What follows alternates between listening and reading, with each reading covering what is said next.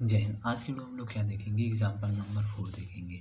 Example number 4 देखेंगे, सिद्ध कीजिए कि सदिश alpha 1 equal to 1 0 -1, alpha 2 equal to 1 2 1 तथा अल्फा 3 इक्वल टू हो जाएगा 0 -3 2 होता है। V3R का आधार बताते हैं, ठीक बनाते हैं।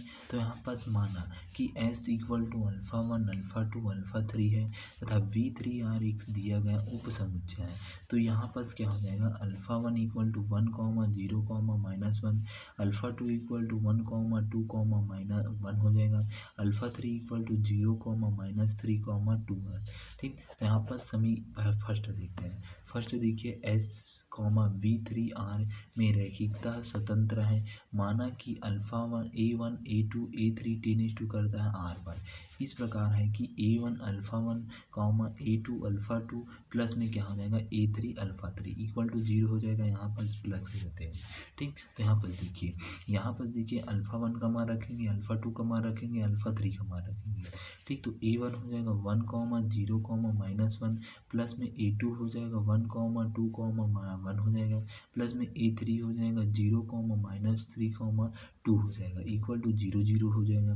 ठीक, फिर उसके बाद यहाँ पर क्या करेंगे, इसको एक से यह कर देंगे। A1 हो जाएगा 0 -A1 हो जाएगा प्लस में A2 हो जाएगा 2 A2 हो जाएगा A3 हो जाएगा A2 हो जाएगा। ठीक, A3 हो जाएगा। ठीक, फिर प्लस में यहाँ पर देखिए A2 हो जाएगा ना, प्लस में 0 -3 A3 और 2 A2 हो जाएगा इक्वल टू 0 0 हो जाएगा।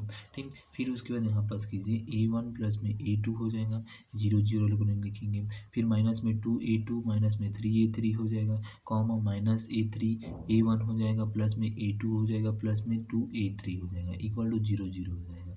तुलना करने पर हम देखते हैं, तुलना करेंगे तो यहाँ पर ठीक, यहाँ पास A1 प्लस में A2 इक्वल टू 0 हो जाएगा, 2 A2 माइनस में 3 A3 इक्वल टू 0 हो जाएगा। यहाँ पास माइनस A1 प्लस में A2 प्लस में 2 A3 हो जाएगा इक्वल टू 0 हो जाएगा। समीकरण 1 दे देंगे। अब उपयुक्त समीकरण के गुणांक के अवयव लिखेंगे। अवयव लिखेंगे तो A इक्वल टू 1 1 0 हो जाएगा, 0 2 3 हो जाएगा, -1 1 2 हो जाएगा। तो मॉड A इक्वल टू हो जाएगा 1 4 माइनस में 3 -1 0 प्लस में 3 प्लस में 0 हो जाएगा। तो mod A equal to 1 minus में 3, तो मॉड A इक्वल टू हो जाएगा -2 नॉट इक्वल टू 0 हो जाएगा। ठीक, तो यहाँ पास रहेंगे A इक्वल टू 3 अर्थात अज्ञात राशियों का A1 व A2 A3 की संख्या। अतः इन समीकरण का एकमात्र हल होगा A1 equal to 0 A2 equal to 0 A3 equal to 0 है। अतः अल्फा 2 अल्फा 3 V3R में क्या है, रैखिकता स्वतंत्र है करके बता देंगे। ठीक, तो इस प्रकार से हो जाएगा। अब सेकेंड देखते हैं, इसी में हम लोग सेकेंड देखते हैं। देखिए सेकेंड केस नंबर सेकेंड देखते हैं, चौथा का केस नंबर सेकेंड देखते हैं। ठीक, सेकेंड देखिए यहाँ पास क्या दिया है, LS इक्वल टू V3R होना चाहिए सेकंड केस।